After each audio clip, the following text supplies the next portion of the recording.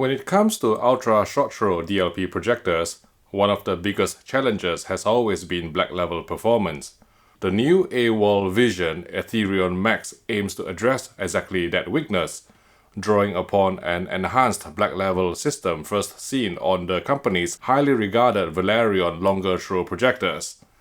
Like most modern 4K DLP projectors, the Aetherion Max uses a 0.47-inch Texas Instruments DLP DMD chip which achieves Ultra HD resolution through high-speed pixel shifting.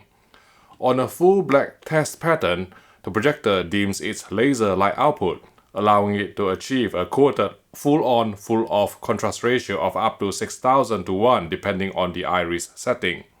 However, displaying even a single bright pixel causes this to fall to a much more modest figure of around 1250 to 1. On paper, those numbers are not especially remarkable. What makes the Aetherion Max interesting is not its native contrast performance, but rather what AWOL Vision has done to improve perceived contrast during real-world viewing. The projector's enhanced black level algorithm dynamically manipulates image luminance to lower the effective black floor in darker scenes. The result is conceptually similar to what local dimming achieves on LCD televisions, contributing deeper blacks, greater image depth, and improved shadow separation, particularly in low light sequences which gain a stronger sense of dimensionality. Now, there are some caveats. To access enhanced black level, laser luminance level must be set to 6 or higher.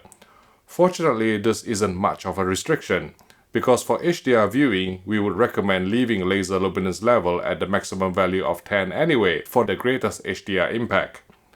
Unlike the implementation found on the Valerion Vision Master Max where low and high intensity settings are available, enhanced black level on the Aetherion Max is simply an on-off toggle. As a result, the system is less granular, and this can occasionally reveal artifacts, such as some light pumping when scene brightness transition from very dark to brighter imagery, intermittent luminance fluctuations, as well as slightly crushed shadow detail in certain scenes. These artifacts were generally infrequent enough that they did not outweigh the benefits delivered by the system, but they remain visible under the right circumstances and are worth mentioning. HDR presentation on projectors has traditionally been underwhelming due to limited light output and the challenge of tone mapping content mastered for displays capable of producing far higher peak luminance. The Aetherion Max makes a better fist of HDR than most of the competition, helped by its high brightness and reasonably accurate PQ-UTF tracking by projector standards. Engaging dynamic tone mapping was absolutely necessary to recover specular highlight detail from both 1008 and 4008 HDR titles, with the high setting brightening shadows and midtones more aggressively, so on the whole we preferred sticking to the low setting for critical viewing. That said, dynamic tone mapping is not without side effects. We observed occasional luminance fluctuations in certain scenes, while some content with peak brightness below 200 nits could appear over-brightened. We also found that brightly saturated colors were sometimes muted more aggressively than we would have liked, ironically reducing the perceived HDR impact. Nevertheless, after weighing the strengths and weaknesses, we believe the overall effect remains slightly net positive, and for HDR10 viewing, our recommendation would generally be to leave dynamic tone mapping enabled on the low setting. Beyond HDR10, the Aetherion Max also supports HLG, HDR10 Plus, and Dolby Vision formats. Here, the Dolby Vision Dark Picture Mode tracked darker than the ST2084 PQ standard, which could make certain scenes appear unnecessarily dim, so some users may prefer switching to Dolby Vision Bright for a more immediately watchable picture, albeit at the expense of strict accuracy, since it would track brighter than reference. To display HDR content convincingly, however, it is not enough to simply have good tone mapping. The display must also be capable of reproducing a sufficiently wide color gamut, and this is where the Aetherion Max enjoys one of the inherent advantages of RGB triple laser projection. Starting with SDR performance, color accuracy out of the box was already reasonably good. Measuring 140 patches on the Color Checker SG chart in SDR Filmmaker mode with color temperature left at the default setting of warm 1, only a small number of colors exceeded the commonly accepted threshold of delta error 3, beyond which inaccuracies become readily perceptible to the human eye. If you are watching in a dark or pitch black room, I would recommend changing gamma from the default PT1886 value to 2.4 for improved image depth and a more cinematic presentation. Moving on to HDR and white color gamut content, DCI-P3 coverage exceeded 99.5% in UV terms, while Rec 2020 coverage reached an impressive 97.55%. These figures place the Aetherion Max among the widest gamut consumer displays currently available, and certainly among the strongest performers we've measured in the projector category. There is, however, an interesting consequence associated with such an extremely wide color gamut. The very narrow spectral bandwidth of RGB triple laser projectors can increase the likelihood of metamerism, whereby two displays that measure similarly can nevertheless appear different to the human eye. During our evaluation, although the warm 1 preset tracked the D65 white point accurately according to our instruments, the image appeared to take on a subtle yellowish tint. Subjectively, we preferred switching to warm 2, which on our review unit looked closer to the D65 white produced by our professional dual-layer LCD reference monitor. Motion performance was another area where the Aetherion Max generally acquitted itself well. In Filmmaker mode with motion enhancement left at its default film setting, the projector correctly reproduced 24 frames per second content without introducing telecine judder. Equally important for viewers in PAL territories such as the United Kingdom, we did not witness frame rate conversion judder or microstutter with 50 FPS broadcast content across a wide variety of television programs we watched throughout our review period. By default, the projector operates at a maximum display rate of 60 Hz. As a consequence, motion resolution remains limited to the sample and hold baseline of approximately 300 lines regardless of the motion enhancement settings selected. To unlock higher motion clarity, users can enter the game settings submenu and engage high refresh rate mode, which increases the display rate to 120 Hz and allows the motion interpolation system to boost motion resolution to around 600 lines. However, engaging high refresh rate mode introduced frame rate conversion judder in 50 FPS material. Therefore, for viewers in PAL regions such as the UK, we recommend setting motion enhancement to at least clear when high refresh rate mode is active, helping to smooth out the resulting judder. It is also worth remembering that high refresh rate mode only applies to external HDMI sources, meaning that internal streaming apps remain restricted to the projector's standard operating mode and cannot benefit from the improved motion resolution available through the 120 Hz pathway. Video processing on the Aetherion Max was generally impressive, helped by the inclusion of a MediaTek Pentonic 800 chipset. Upscaling performance was strong, retrieving fine detail without introducing excessive ringing or artificial edge enhancement from this SMPTE RP133 test card, as well as from real-world standard definition and high-definition broadcast material.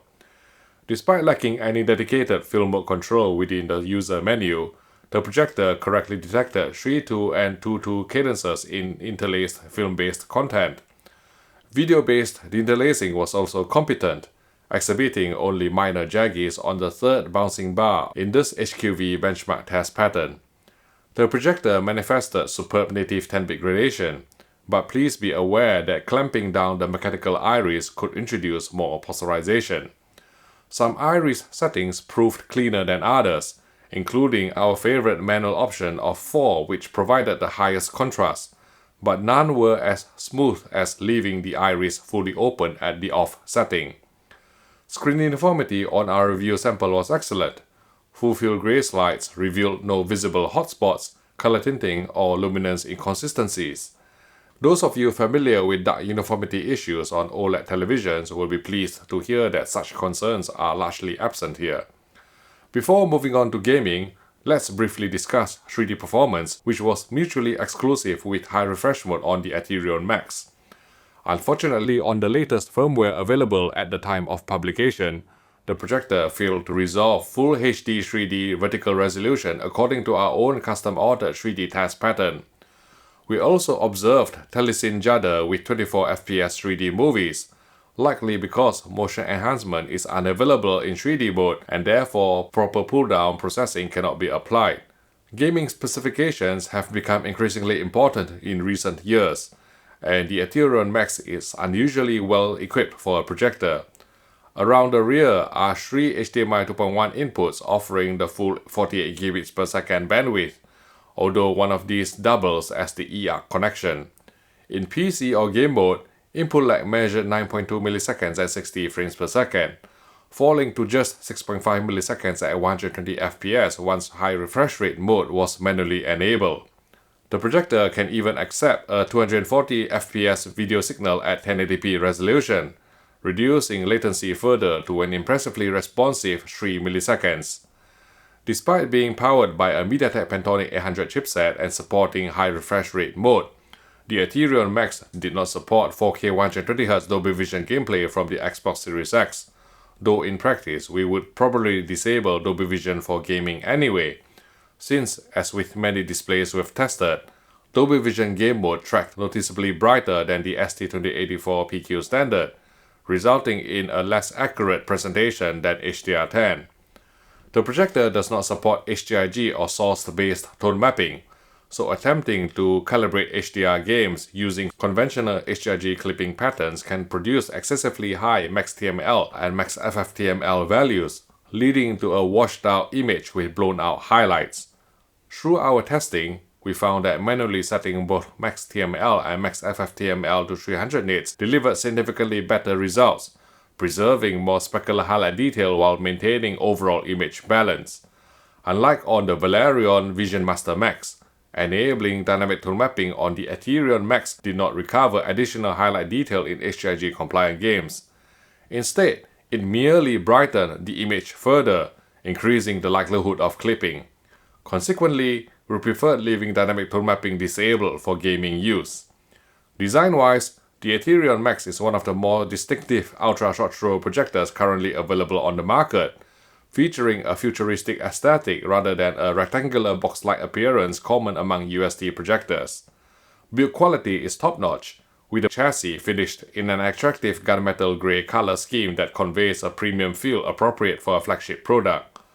Along the front runs an RGB lighting strip offering various illumination effects for those who enjoy additional visual flair, although it can also be disabled entirely if you prefer a cleaner, less distracting appearance.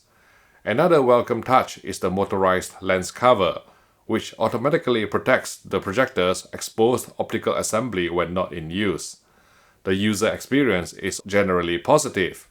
Google TV navigation felt responsive throughout our review period, with access to a broad selection of streaming apps and services. One notable omission for UK owners is BBC iPlayer, which unfortunately remains unavailable.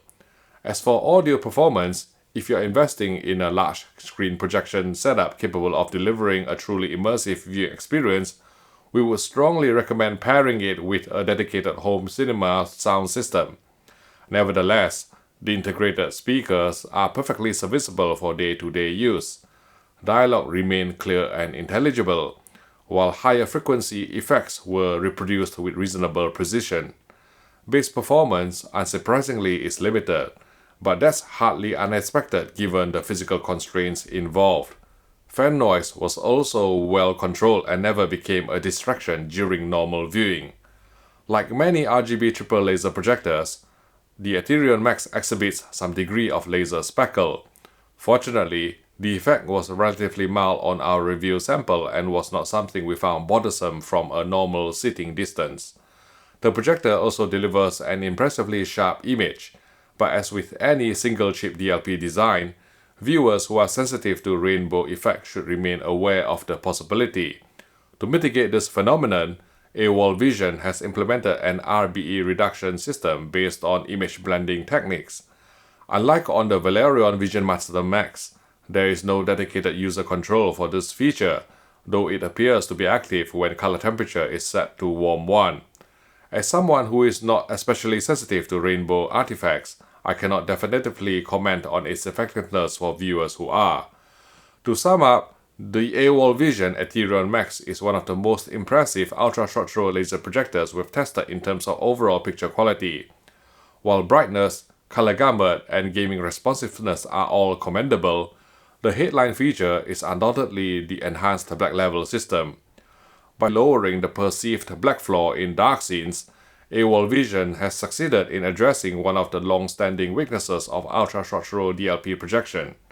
Combined with the inherent strengths of DLP technology, including strong brightness, razor-sharp image rendition, and fluid motion performance, not to mention broad HDR format support and low input lag for gaming, the Aetherion Max presents a highly compelling package and so earns our recommended award.